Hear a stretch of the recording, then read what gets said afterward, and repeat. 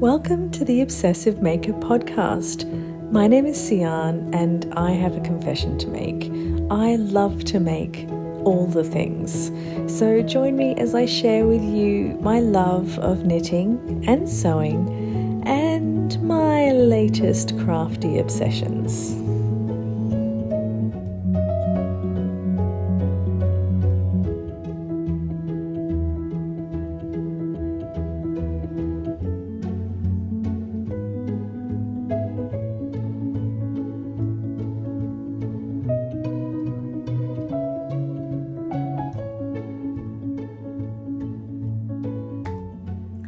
Happy Sunday, everybody, and welcome back to the Obsessive Maker podcast. If you are a returning viewer, welcome. Thank you so much for coming back and joining me today. I hope you've had a lovely few weeks. And if you are new, welcome to my channel. I hope you enjoy what you see and that you will come back again. If not, I completely understand.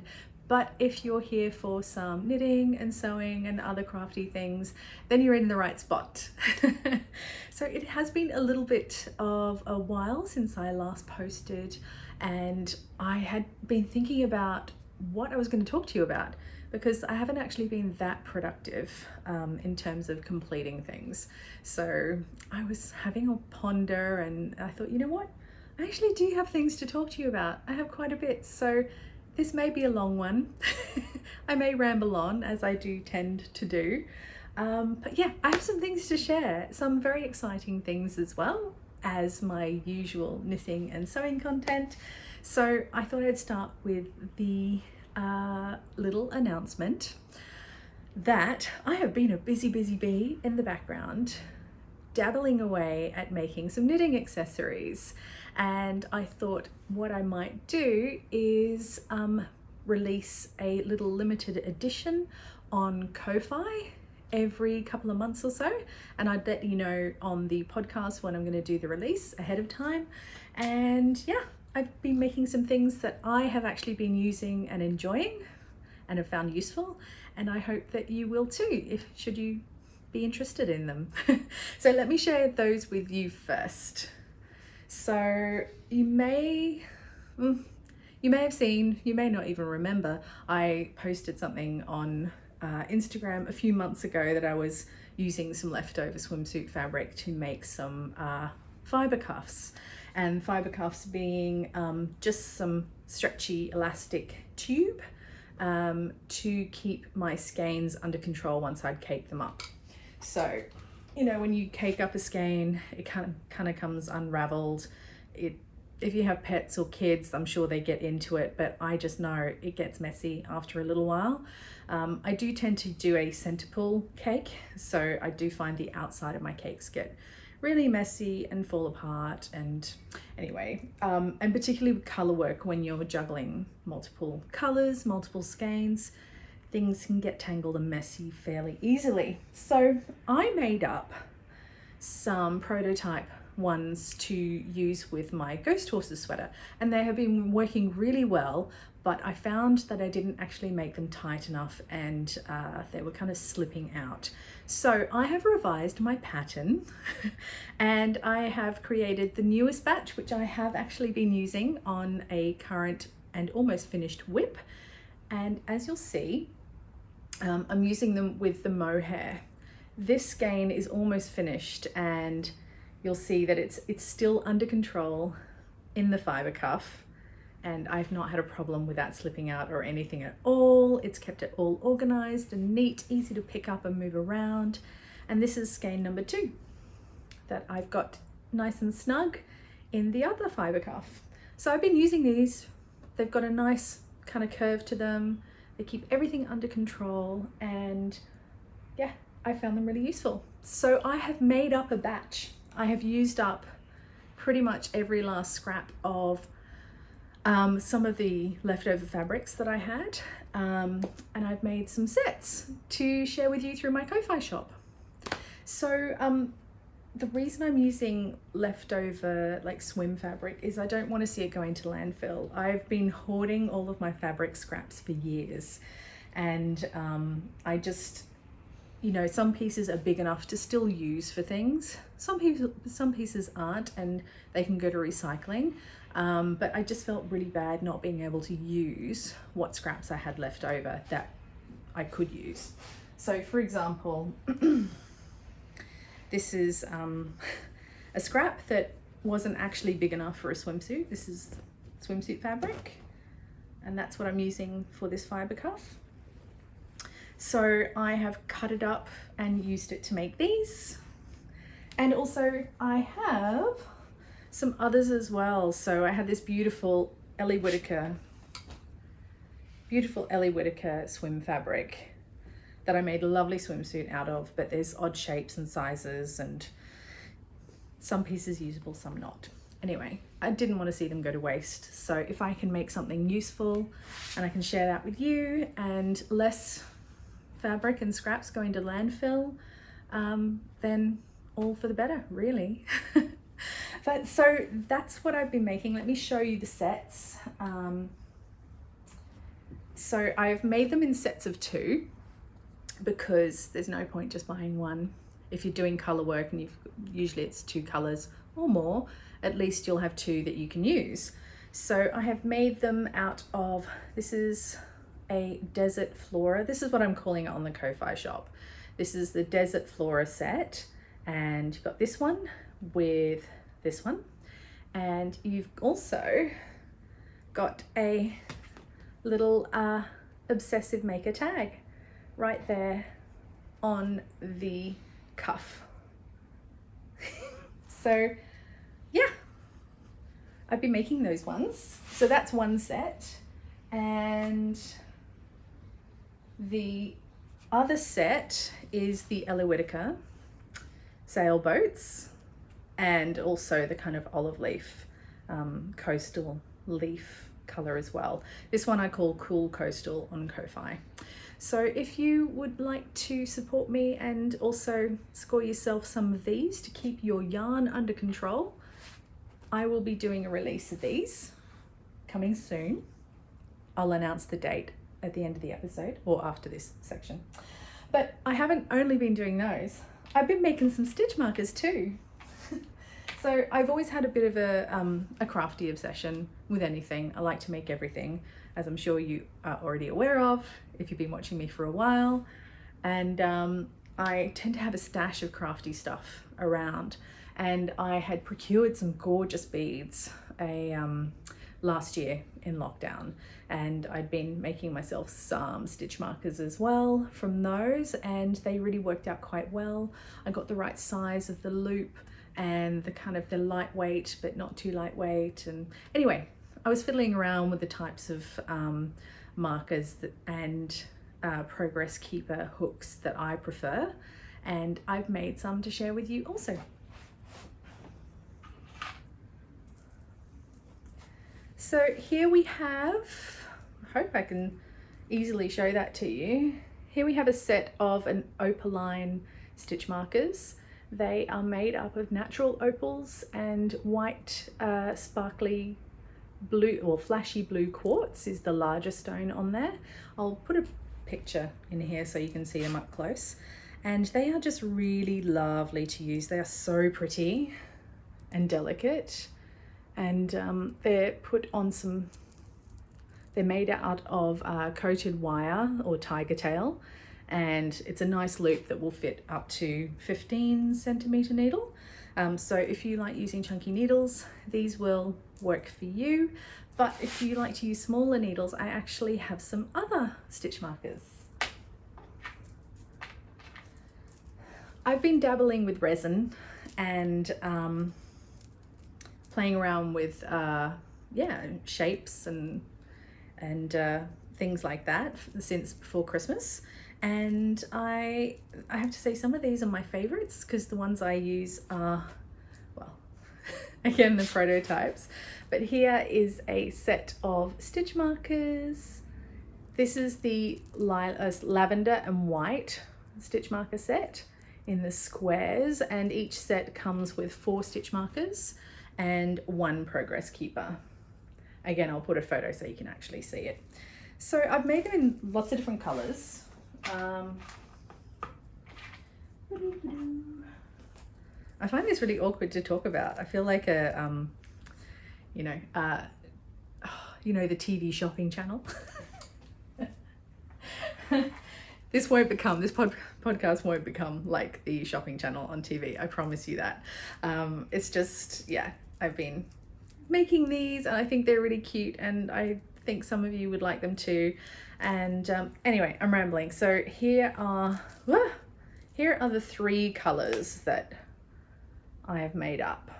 So you've got like a red and orange with some transparency around it, some clear resin around it, and then the pink and orange. I'm getting really hot and sweaty and awkward. I apologize. So that's the pink and orange, and that's less transparent and more opaque. And then you've got the lavender and white ones that I was showing you as well. So these are super lightweight. They are on stainless steel jump rings and they'll fit needles up to 5.5 millimeter. And the progress keepers are on those lever arch hooks that you can easily kind of slip into the row you're working on, or mark your progress as you see fit. But they're easy open and close, so they're not fiddly at all. So I've got a few sets of those as well. They're very limited edition though, those ones. I think I've only got maybe 1 of each color and shape. Yes, I've only got 1 of each color and shape. So yeah, very limited. And I've hand mixed and poured and filed and drilled all of these. I put my blood, sweat and no tears, because it was great fun, my blood and sweat into making these, and I think they're absolutely adorable. So yeah, so yes, I have been working on those. So I will be opening up, sorry if I'm sweaty, I will be opening up the Ko-Fi shop on Friday this week, which I believe is the 4th. I should check that. Friday the 4th of Feb, and probably first thing in the morning. So if you are interested in any of those things and you would like to support me in any way, feel free to do so. The shop is not the only thing that's open. Ko-Fi is like, if you fancy supporting me by just buying me a coffee, feel free to do so. If you do that, and even if you buy some of these things, it's greatly appreciated, because I would like to upgrade my camera from my iPhone to an actual podcasting camera. So that's the goal. So with whatever I'm able to make from selling these things and doing these limited edition releases, I'd like to upgrade my equipment. So yeah, because I mean, if you podcast yourself and you do it on your phone, you know how challenging it can be. I mean, I find that after say an hour of actually filming, my phone is so overheated and it's just having a hissy fit at me. So it takes me a good probably 2 hours just to kind of edit and put together the footage to upload to YouTube, and then the upload takes forever. But we do it because we love it, right? So yeah, so that's what I've been working on in the background, keeping myself busy and out of trouble. And yeah, I've been thoroughly enjoying it too. So like I said, I have plenty more remnants and scraps that can be put to good use, and I would love to keep making the fiber cuffs. I love them. I think they're awesome. So I hope you do too. So yeah, every couple of months or so I'll be doing a release, and it'll probably be fiber cuffs and stitch markers. I'm also looking at designing a pattern, not a knitting pattern. I'm not quite that advanced yet, but designing a pattern for a knitting case or 2. We'll see. So I've drawn up my prototype. I've drafted up a sketch, done a little model in paper, and that all seems to be working. But the thing is, I'm not sure which medium to make it from. Like, I have loads of leather in my craft stash here, and I could make it out of leather and I could make the pattern for use with leather, but I know not everyone has access to those resources or the tools to work with leather. So I'm just trying to think if I can make it more accessible by maybe writing the pattern for fabrics or quilted fabric, that kind of thing. Yeah, if that's something you'd be interested in, let me know and put a comment below the video, because I would really appreciate your feedback. Like, what is more accessible to you? I would happily make the knitting cases and sell them if I didn't have a day job. But as you know, if you're a maker yourself, things take time, and I'm not sure I could justify spending so much time making something that complex and time consuming to sell on. So, but the stitch markers are cool because they're like pick up, put down, you know, fairly straightforward. But I had a great time making them as well. Anyway, I'm rambling. You're here probably for the knitting and sewing content, and sales pitch out of the way, let's get on with that. I'm just gonna have a quick sip of my cool drink. I've got an iced tea, a cold fusion tea today. It is mint, cucumber, and green tea. So yeah.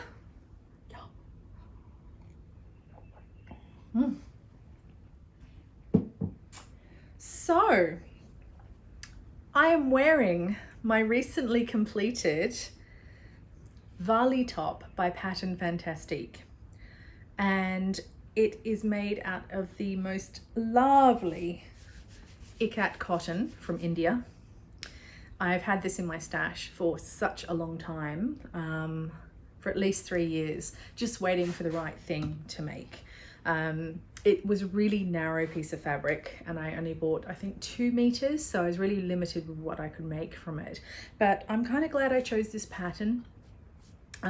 If you watched my Instagram stories yesterday, you will know that this has been sat on my ironing board here, cut out and partially constructed for over a month, since around Christmas time, because I have completely lost my sojo. I don't know where it went. I think it went the way of, I don't know, it went the way of something, but I just haven't wanted to spend any time in this room because I work in this room 5 days a week, and this is the only room I can sew in. So that's probably why I have kind of lost my sojo. Anyway, I digress. And anyway, so I forced myself to spend a good few hours finishing this yesterday. I didn't get it finished, but I got to the point where I knew if I worked on it this morning, I could get it done. And it's done. And you probably can't see it properly. I'm just gonna show you. I actually haven't hemmed it. I've overlocked the hem, but I haven't hemmed it. I'll do that later. It's kind of hard to see, but it is a big floaty kind of artist smock style top. The pattern is actually written for a dress as well, and you could either have a deep V like I've got with 2 front ties, which I much prefer, or it has another version which it doesn't go that deep and it just starts here and it has the top tie as well. I have to say I'm very happy with the finished product, but I was not happy while making it. So the reason being is that it has some interesting and challenging angles at which to sew things together.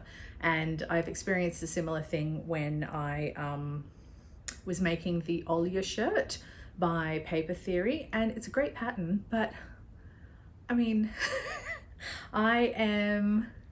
because I pivot a lot during my work day at work, I do not want to be asked to pivot when I'm sewing a seam. So it's honestly, the construction's really interesting, and if you want something a little more challenging, go for it. But I was just not in the right headspace to actually do that yesterday, but I got it done. I just sucked it up and did it, and I'm glad I did because it's done now, and I kind of am feeling a little bit excited to make something else. And I bought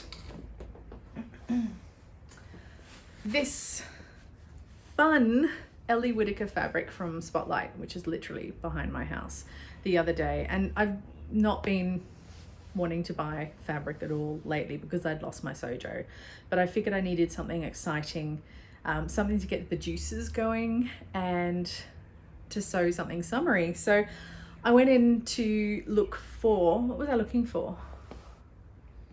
That's right, I was looking for those Knitters try-on tube cable things in Spotlight. They don't have them, but I went in there for that, and of course you breeze past the other aisles and I spotted this, and on a whim I bought some, and I think I bought enough for a shirt. I didn't buy enough for a dress, so I think I'll make myself a button-down shirt, one that has enough ease in it where I can actually tie it in the front, you know, like a cute girl, and possibly with long sleeves, long poofy sleeves, a little bit like this, but ones I can push up.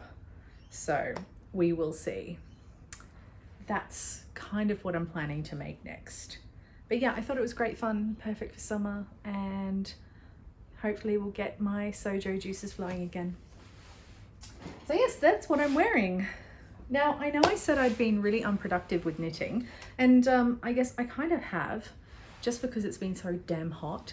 And also, I've just been working on the same things.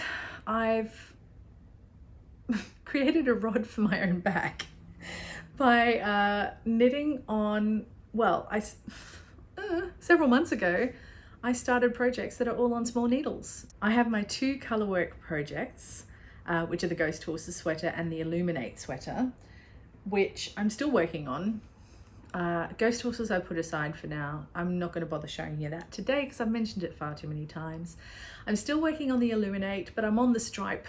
I'm on the body where you just do the stripes, and you do 5 rows of one yarn, 5 rows of the other. So I'm just working on that bit at the moment. When I've got to the point that I'm almost done, I'll show you again. But also I have been working on my husband's Boston vest, which is the Drops Garn free pattern. The one I'm making in the Stansborough Mills Mirthil yarn from New Zealand. And let's see if I can get it up without losing stitches. I've made some really good progress. I'm almost done. I can see the light at the end of the tunnel. So I thought it would be a quick knit. I was like, oh yeah, it's just a vest. It'll be really quick. It's on 4mm needles. That's great. That's fine. I just kept making stupid mistakes. Anyway, so I feel like I've been working on the body for like 2 months because I got the back yoke and the shoulders to the underarms done really quickly, but I've been stuck on the body. So this is how it's looking so far. Just to make life a little interesting, I actually stopped partway through the body and came back and I did the armholes. So I did the ribbing around there. So I'm now at the point where I have to do the ribbing around the bottom and also the ribbing around the front where the buttonholes go. I ran out of yarn.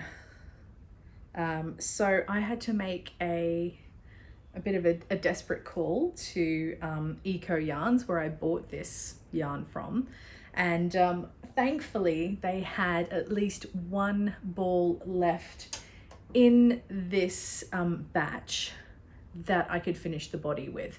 This is how much I've got left of that ball. I'm hoping that'll give me the bottom ribbing and the full neckline and buttonhole ribbing. If not, I do have the other ball that they were able to provide. It is slightly different. I'm not sure if you can see that. So this is the one that's on the body, and this is the one that I got extra just in case. There's not a huge difference between the two. The extra one is a little thicker.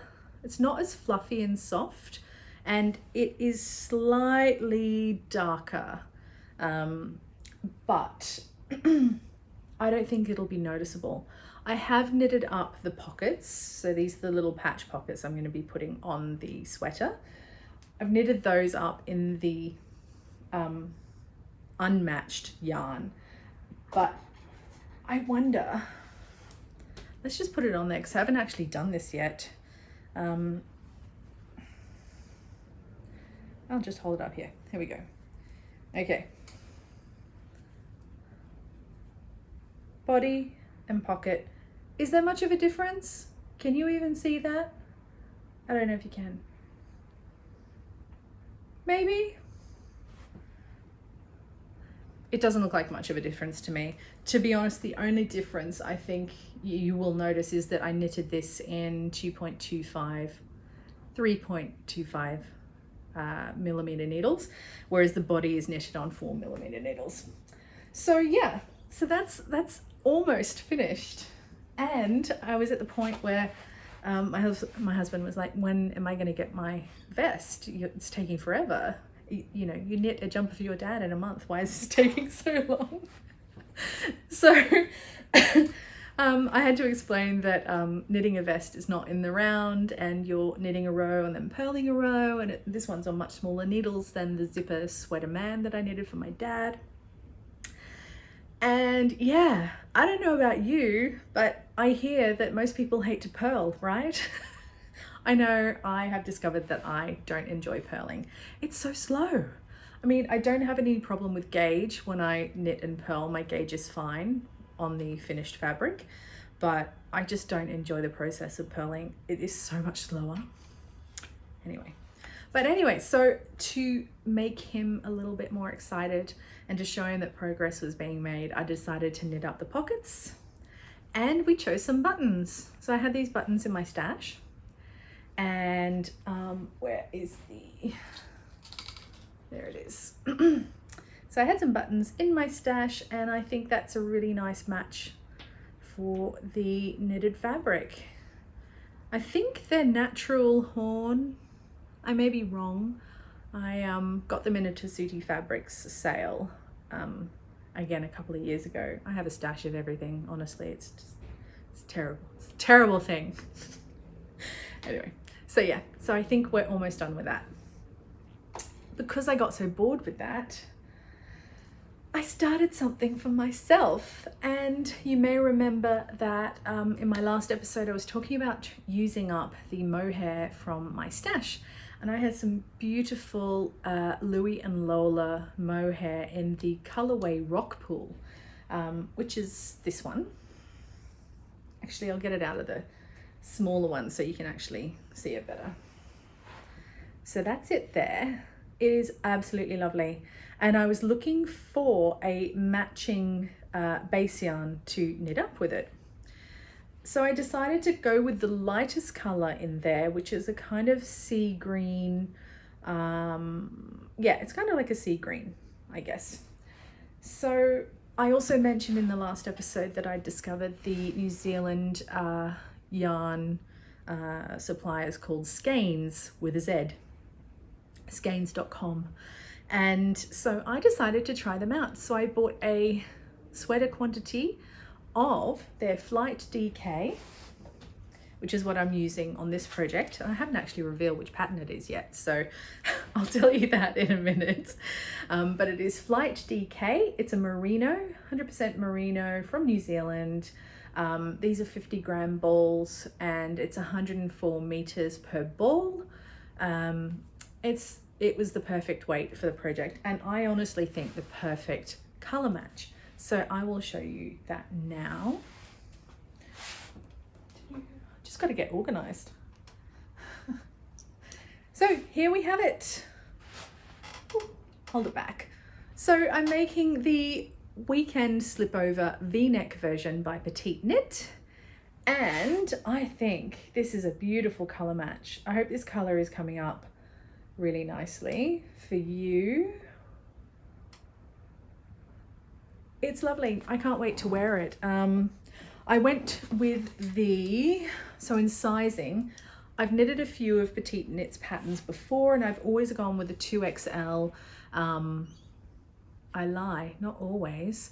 I went with a 2XL on the Wednesday sweater, and it was a good size for me. And I checked the finished bust measurements on this pattern and compared them to what I prefer in terms of positive ease in the bust, and I kind of wanted it a little bit oversized, so again I just went with the 2XL. And I thought that I would have enough mohair to knit that up as well. So, and I think I do. I've only just started the second skein of mohair, so that's pretty good when you think about it. I've got all of that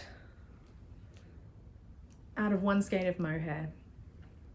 I think I ordered 8 balls of Flight DK, so 800, roughly 800 meters. And I've got 1, 2, 3. This is a new ball I've just kind of added. So I've got 4 balls left. So I'm halfway through. I think I'll have some leftovers. So yeah, so far I'm really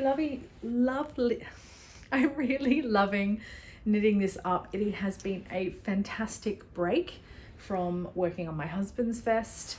It's on 5.5 millimeter needles.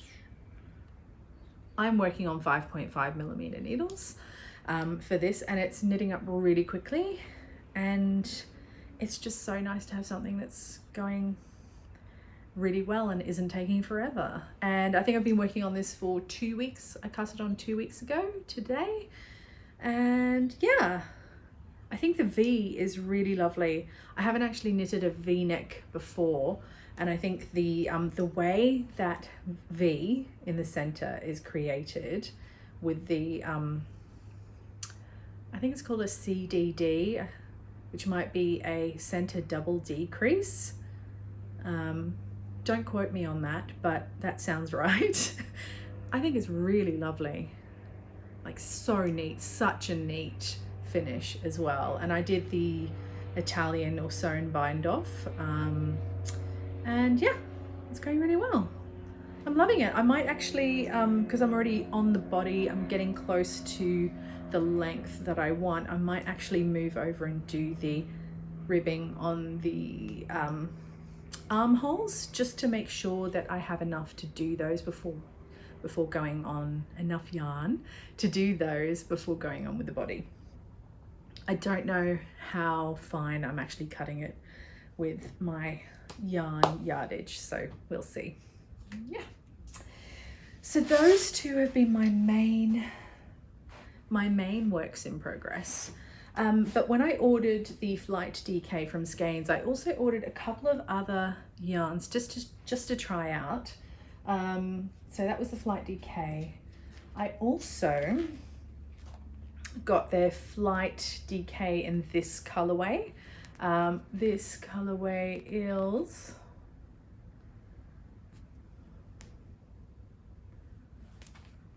Hummingbird. Color number 118, and sorry, the weekend slipover, the colorway I'm using is Katydid, and it's colorway 110. Yes. So yeah, so I thought I'd try that out with something. I've no idea what. I bought 1 ball. Why would you buy 1 ball? I've no idea. But if I have leftovers of this, I could do maybe a striped beanie or something. Yeah. And then they also had another DK called Snug DK. And this one is in the shade Duck Egg. It's a beautiful color. And this is a much more rustic yarn than this Merino DK. So this is a 200 gram ball.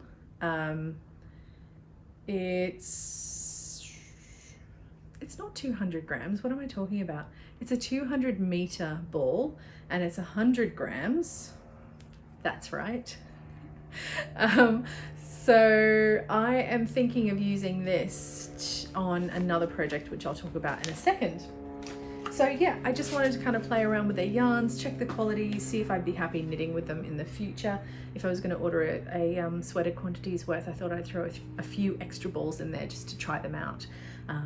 Yeah, as I said, I'm sure I'll find a use for them. So yeah, I actually have another whip. It's a newish whip. I saw oh, I am so sorry, I'm forgetting the name of the pattern designer who created this pattern, but it's just released recently, and it is the Basset hat. And let me just bring it up on here.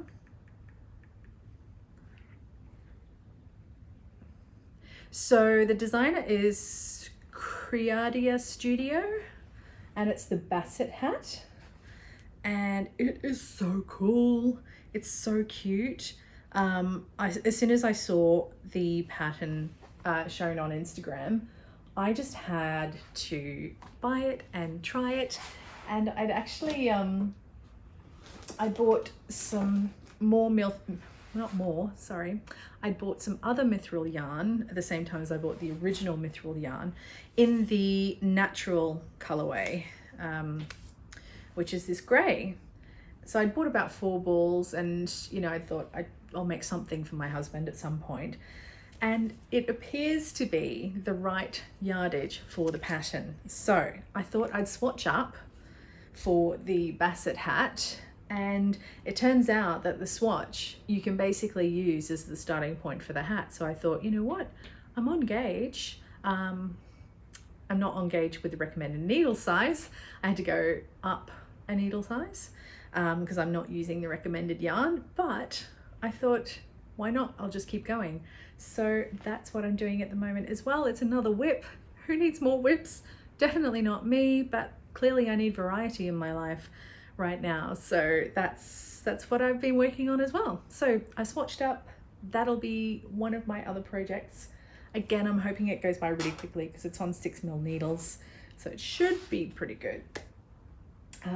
But if you haven't seen that pattern, definitely go check it out. And because I forgot to mention earlier, when I said I'd ordered more yarn from Eco Yarns, I just want to say their service was so good and so quick. So thank you, Eco Yarns, for sending out those 2 extra balls that I needed, and for being able to at least find one left in the batch number that I needed. So thank you. Anyway, loving working with the Mithril yarn. One thing I do want to say about it is the natural grey, and I don't know if it's this batch, but the natural grey is so much softer than the dyed red. I'm not sure if it's just because it's a different season of wool, different sheep, different blend. It should roughly be the same blend, but you know, it's a natural fiber, so you're not going to get consistency all the time, are you? So but yeah, even the difference between these 2 batches, this one being a lot harsher, this one excuse me, this one being a lot softer, yeah, I guess you just don't know what you're going to get. But I would say this is twice as soft as this. I was going to add a mohair to this. I do not need the mohair, and it has the most delicious halo as well.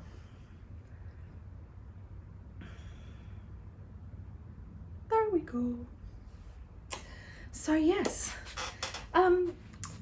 so the other day I was looking for the right sized, well, I needed to change my needles on the weekend slipover to do the ribbing around the neck, and I knew I had a I think it was a 4.5mm needle somewhere. I knew I had it somewhere. I searched through my needle case and searched through my whips, and I couldn't find the needles anywhere. So I literally had to go through all of my stash bags, all of my project bags and everything, and I had to sort everything out. And I discovered I had so many whips that I'd forgotten about. One of them being a Nutiden one that I'd started just before Christmas and then had forgotten about. But another that I'd actually started almost a year ago. Over a year ago.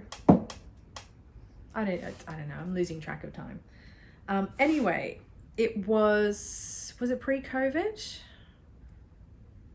Yeah, it was at the time I was knitting loads of beanies before I'd actually started properly knitting sweaters and things. So anywho, I found a Stockholm hat partially finished in a stash bag.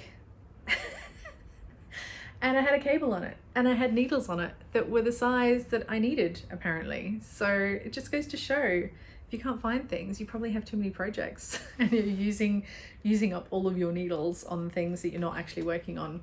So there we go. So yeah, this one I thought I'd share with you.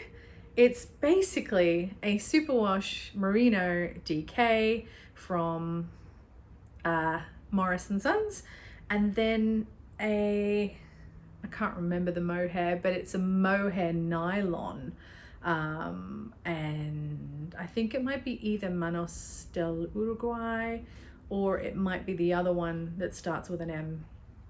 I can't quite remember, but I know I'm at the decreases in this, which means I'm not too far from finishing. So I've got to set myself a bit of a goal to finish some of my whips. So I had a bit of a stock take of my whips when I was going through everything. And I decided I was going to frog the Knitted one because I just wasn't interested in continuing with the pattern. There's nothing wrong with the pattern. It was the Free the Classic by, oh God, free pattern. I can't remember the name. I'm sorry. Anyway, it doesn't matter because I'm not going to continue working on it. I've decided to do something else with that yarn. So I'm going to frog that. That's one whip off my shoulders. When I finish this beanie, that will be another whip off my shoulders. When I finish my husband's sweater, his vest, that'll be another one. I'm almost finished my weekend slipover. Of course, I had to start something else, the Basset hat, but hopefully that won't take long. So I'm hoping that in the next couple of months, I'll get down to just 2 whips, which are my 2 colorwork ones. And then I'll feel a little bit more sane starting something else. So yeah, so we're getting there. Oh, I do have, I think I mentioned, I don't know if I mentioned it last time, but I bought a couple of, I guess you could call these acquisitions as well. I've had this one skein of Life in the Long Grass cockle shell. I think it's their twist sock. It's a gorgeous soft colorway. It's beautiful. I bought one skein months ago, not knowing what I was going to do with it. And then over Christmas, I watched Cami Jo Knits do her knit along for her bubble cowl. So I thought, oh, maybe I could use the cockle shell skein for that, but I didn't actually have enough. So when I last was down in Hastings, I popped into Little Woolly Makes and they had one other skein left on their rack in the cockle shell colorway. They are slightly different shades. So this one's darker and this one's lighter, but I really do want to make that cowl, the Cami Jo Knits bubble wrap cowl. So I thought I'd use these together and fade them together. Now you're supposed to hold a mohair with the yarn, and I have so much leftover mohair from different projects, all of different shades. There we go. But I think, because they're all kind of pastels, I think they'll go beautifully with this. And just dropping my yarn, because honestly, every color of mohair I have here is in this yarn. So I thought I'd just kind of fade them together through the cowl and also use up some of my mohair stash. So yeah, so that's going to be another project at some point in the future. I keep getting a little bit seduced by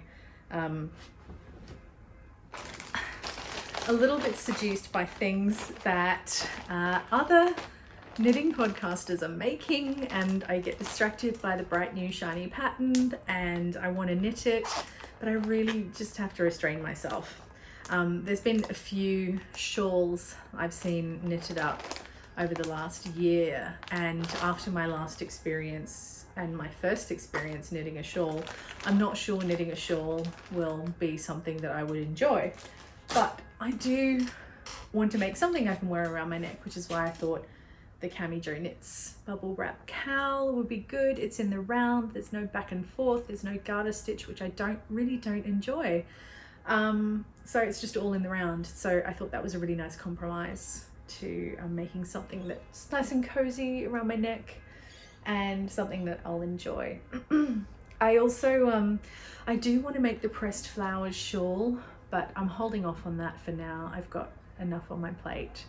And yeah, so yeah, that's pretty much everything I've been working on, everything that I plan to make in the future, kind of.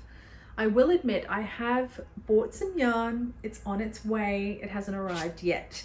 So I don't have really any acquisitions other than the Skeinz, the balls from Skeinz in New Zealand, which is probably a good thing, saving a bit of money. But last episode I did say I wanted to use up some of my mohair. So I do have plans to use the mermaid mohair from Slipover, and I know I'm not pronouncing that correctly, and I know Caroline from Caroline's Knits has actually sent me the correct pronunciation, but I can't find it, so sorry. Anyway, so I want to use up that mermaid mohair, and I also want to use up that emerald green mohair. So I had talked about possibly buying some Untitled Garn. It looked beautiful, but I decided not to do that. Not that it wasn't so much expensive. I think it worked out to be 22 Australian dollars once converted, but then you add postage. And I thought, you know what, just for one sweater, I didn't really want to kind of pay the postage for something that I hadn't tried yet, and I wasn't 100% sure would actually be a good color match to the mohair. So what I think I've decided to do is go with Cascade 220 non-superwash.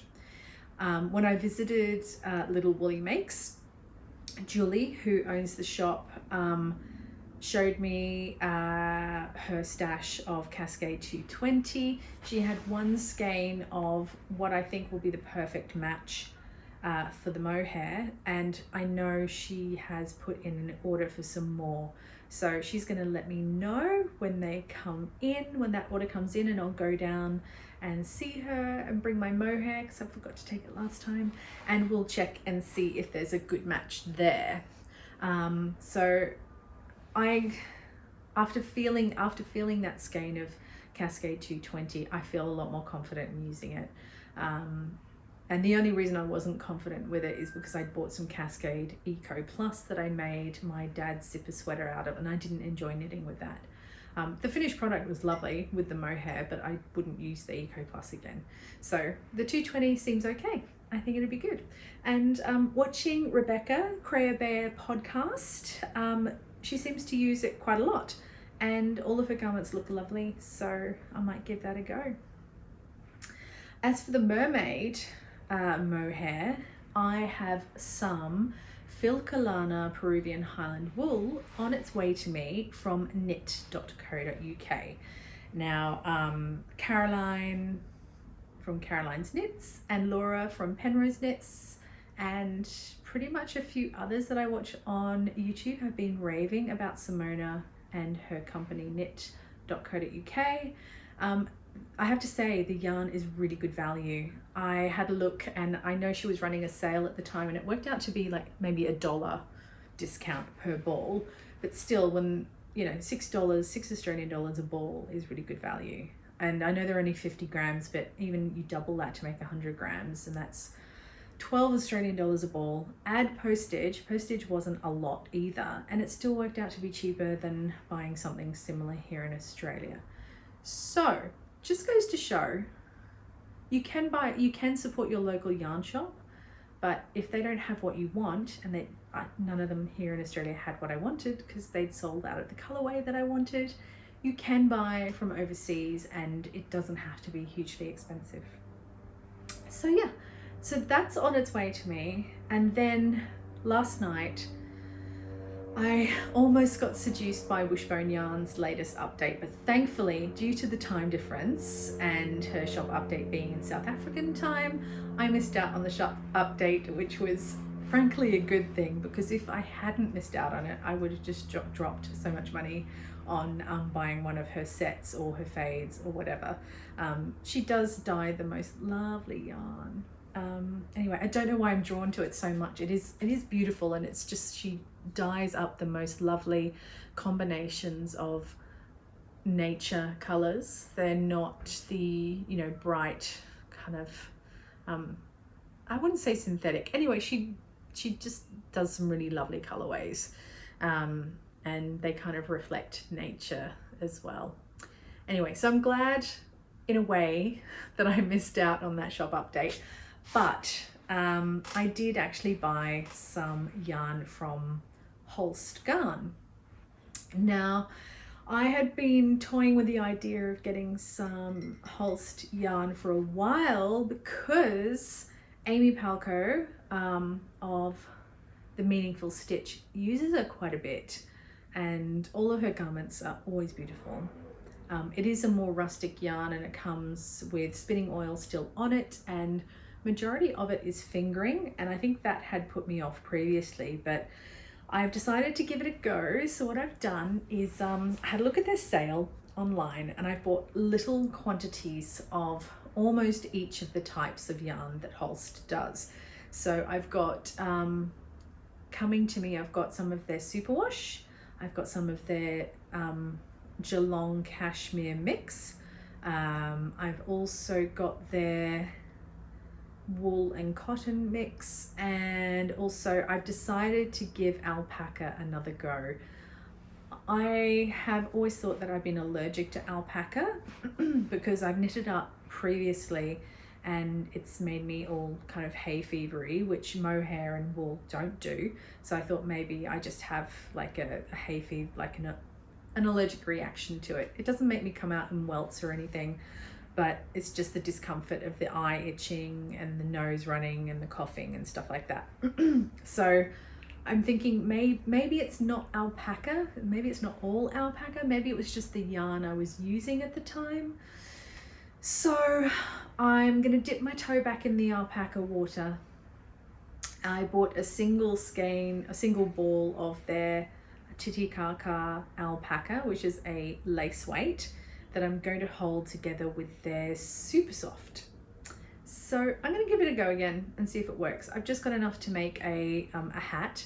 I want to make a couple of beret number ones. I've made one for my mum previously, and it was a really cute little knit, and the finished product was just adorable. And I've been meaning to make one for myself for a while. So yes, so that's what I have coming.